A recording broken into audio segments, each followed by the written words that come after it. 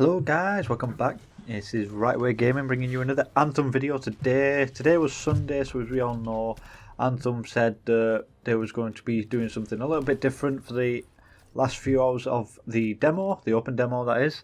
And around 3 o'clock-ish, everybody noticed this giant swirling orange storm in the sky.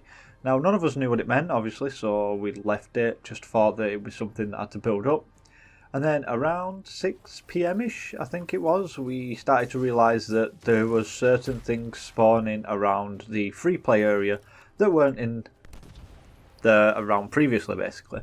So one of the most noticeable ones, and the only ones that I've seen and found up to yet, is the ancient Titan, Ash Titan to be precise. So these things are like twice the size of the normal ones that you can see, the elite ones. And not only that, but they are a lot tougher as well, guys. Like, it's got about 8 health bars, I think, stacked on top of each other that take a while to grind down. I tried soloing one at first, and I got it down to about half health, and then it basically triggered this move that just annihilated me. Absolutely destroyed me. And you'll get to see that in the background of this video. But I went back in and realised its health was back up to full, and I was like, oh great, I'm going to have to do it again, start from fresh, and I was pretty fed up by that point, pretty annoyed, to be honest. But then 3 blueberries came along, and I was like, yeah, we're going to get this guy, and I went down again, and I thought that were it. But no, blueberry comes over, revives me, and then we go back in and hammer him. And do actually, and I managed to end up killing him, so I was pretty happy. It only dropped 2 rare freaking engrams, but you know what? It's the demo, and that's what you can expect from it, really, guys. So basically, how do you kill it? Well, like any other Titan, when it starts to fire up its attack abilities, its hands will glow orange or its back will glow orange. All you gotta do is just keep hitting that for the crit spot.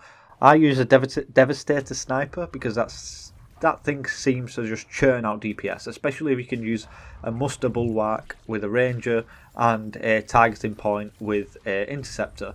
That will buff up the damage and you'll just shred the health off this thing. But I didn't have it at the time, so I was doing about 3 to 5k a hit. After you get his health down to about halfway to /3/4, he'll start to do this special move that wiped me out, which is a giant beam that comes out of his chest. And when he does this move, his chest actually becomes a crit point as well. So you can focus that if you need to, but my opinion is just to get out of the way of that thing, because it'll burn you, it'll basically overheat you as well, which means you're going to struggle to move, you're going to get hit by it, and if you stand in it for too long, you're dead. It's that simple. So you want to avoid that at all costs. The other 2 abilities that he has are the ground fire wave, which the only way to avoid that is by being in the air, hovering in the air, and the giant fireballs that he spawns on you as well as throws at you. The ones that he throws at you will track you. The only way to get out of the way of them is to dodge them, and the one that spawns on you, you've just got to move away from. Those are the only things that you need to really keep an eye out for. When you get his health down to about 2 bars or just under 2 bars, he'll start to go mental. He'll just literally charge up his chest beam and start firing it in all different directions, at which point you just got to finish him off. I mean, it happened pretty quickly in this video, so if you're watching, I don't know what happened, but we just managed to finish him within a few seconds. So I don't know if someone used a super or if they did some sort of extreme combo, but he went down pretty quick. And as mentioned, I only got 2 engrams from it, but I'm not complaining, because at the end of the day, I killed it. You know, end off. I think this will add more of a dynamic to free play when the full game comes out, and I think we can expect to see variants of other things like Urziks or whatever they're called, maybe even the birds, the wyverns. So all that's yet to be seen, but you know, it was good to get a glimpse of what the Shaper Storm does. It obviously spawns more powerful enemies, and from them I'm expecting that you can get more powerful gear, or maybe even certain types of gear for all we know. I'm definitely excited for the full game, guys. I hope you've enjoyed watching this video and I hope you found it helpful.